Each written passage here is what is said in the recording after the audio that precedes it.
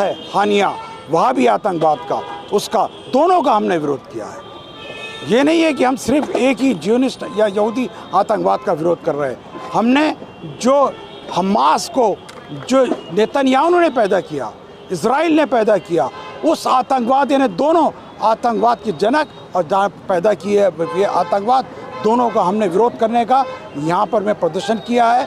और हमने लोगों को बताया है कि ये जो कत्लेआम हो रहा है, ये मानवता का कत्लेआम हो रहा है, इसको आप इसका विरोध करिए, आगे आइए और इसमें किसी भी तरीके का आप कोई भी रोकने की कोशिश ना करें, या किसी भी तरीके का आप एक तरफा बात ना करें। समझिए कि आतंकवाद क्या है और किस तरीके से एक पूरी कौम को एक तरीके से एक जगह ला करके सिकोड़ दिया गया है और उनको ओपन जेल में रखा गया है, खाना पीना बंद कर दिया गया है, ना खाना है, ना कुछ है, ना नौकरी है, ना कुछ है, उनको एक जानवर की तरह रख दिया गया है। और अब उनका कत्लेआम करके उनकी ज़मीनों पे कब्जा करने की कोशिश की जा रही है, जिसके लिए हमने यहाँ खड़े होकर उनके साथ में खड़े होने का पूरी ताकत से कोशिश करी है।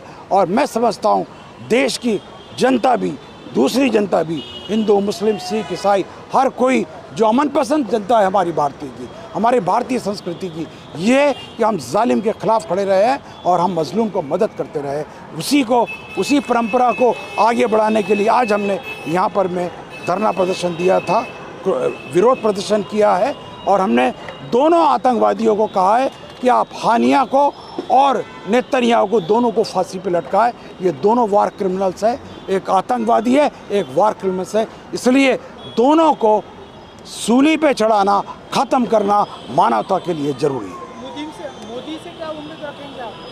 मोदी से क्या उम्मीद रखेंगे आप? देखिए, मोदी से देश में उम्मीद नहीं है तो इंटरनेशनल लेवल पे तो उम्मीद की तो बात ही छोड़ दीजिए। समझ रहे, वो आज मणिपुर के अंदर में जल रहा है, आदिवासी जल रहा है, ईसाई जल रहे हैं, हिंदू मारे जा रहे हैं, वहाँ वो एक शब्द नहीं बोलते।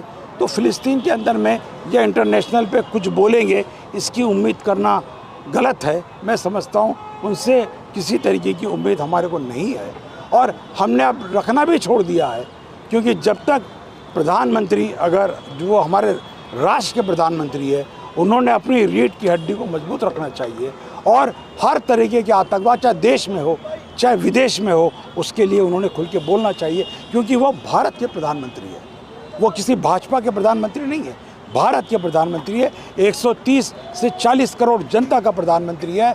और वो देश का प्रधानमंत्री इतना कमज़ोर होगा, इससे तो कुछ बोला ही नहीं जा सकता। बस समझ लीजिए कि आज हम बगैर रीढ़ की हड्डी के प्रधानमंत्री के साए में चल रहे हैं। आपका परिचय दीजिए। जी, मैं इंजीनियर मोहम्मद हामिद, राष्ट्रीय कार्यकारी अध्यक्ष माइनॉरिटीज़ डेमोक्रेटिक पार्टी। हमारे चैनल को सब्सक्राइब करें और बेल आइकन दबाना ना भूलें।